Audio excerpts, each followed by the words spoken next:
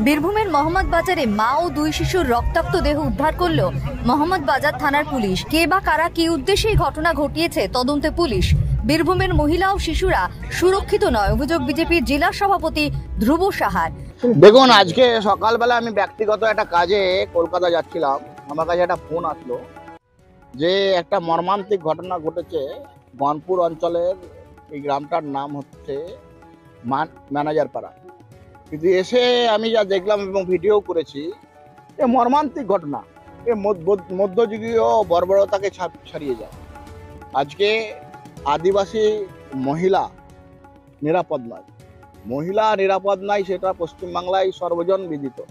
কিন্তু আজকে আমরা দেখছি যে পশ্চিমবাংলার মহিলার সঙ্গে সঙ্গে বাচ্চা শিশু, 1.5 বছরের, 3 বছর, 3.5 বছরের বাচ্চা। এখানে আমার মনে হলো একটা বাচ্চাকে তো আমি নিজে ভিডিওতে আছে, আমার কাছে ভিডিও আছে, আর একটা তো ঢাকা আছে। দুটো বাচ্চা শিশু, সেই বাচ্চা শিশুকে খুন করা হয়েছে। এবং আদিবাসী, আপনার কোথায় হচ্ছে এটা? মোহাম্মদ বাজার দেউচা থানায়, যেখানে মোহাম্মদ বাজারে কোল ফিল করে আদিবাসীদেরকে অধিকার লঙ্ঘিত করা হচ্ছে, আদিবাসীদের জমি হনন করা হচ্ছে, আদিবাসীদের জমি জোর করে দখল করা হচ্ছে। আর প্রতিবাদ যখন আদিবাসীরা করছে, তখন আদিবাসীদেরই ঘরেরই মেয়ে বাচ্চা, মা, সে আজকে মারা গেছে। এবং যে জঘন্য পৈশাচিক ভাবে মারা হয়েছে, রক্তাক্ত দেহ দেখে আমি মানে এ ভাষা নয়, অবর্ণনীয় ভাষা। যখন রাজ্যের মুখ্যমন্ত্রী বলেন যে ওরা যদি রাস্তায় নামে থামতে পারবেন, তাহলে এটাই কি রাস্তায় নামা?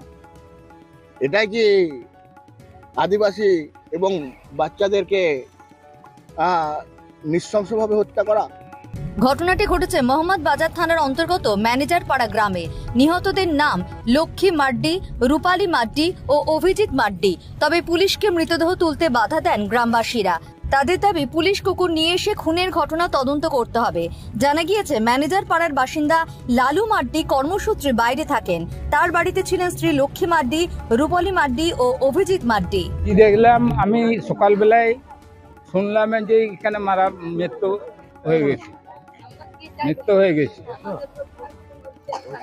কিভাবে মারা গেছে এখন কি করে জানবো কি করে মারা গেছে? কি অবস্থায় পড়েছে? আমি তো এখনো দেখিনি লাশটা। কি দেখলেন? কি দেখবো? হ্যাঁ, কত বলতে পারবো? আমি একবার মেরেছি। আমি কি দেখলাম? আমি দুপুরকে এলাম, ধান কুটতে আমাকে নিয়ে যেত, কাল বিচুন করেছে। দিনে বলছে বৌদি ধান কুটবো, দিনে বলছি তাহলে যাবো। দিনে ওই বলে সকালবেলা আমি বলছি ডাকতে কেনে আসছে না, আমি ওইরকম বকতে আসছি, কেনে আসছে না আমাকে আজকে ডাকতে। আমি দেখলাম দুয়ার দরজা খোলাই ছিল, তাও বলছি ওইটা দুয়ার তো খোলা আছে, আর কিনা তাহলে ওইগুলা ওরা কই? আমি দেখলাম কাঠের নিচে রক্ত পড়ে। দিনে আমি ওরা 3 দিন আয়।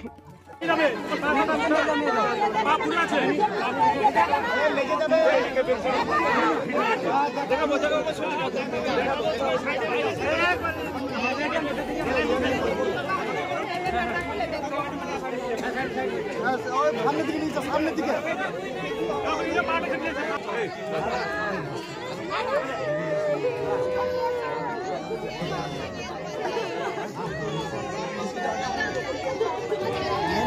আবার নিয়ে তো আবার হিজুক আন গিয়া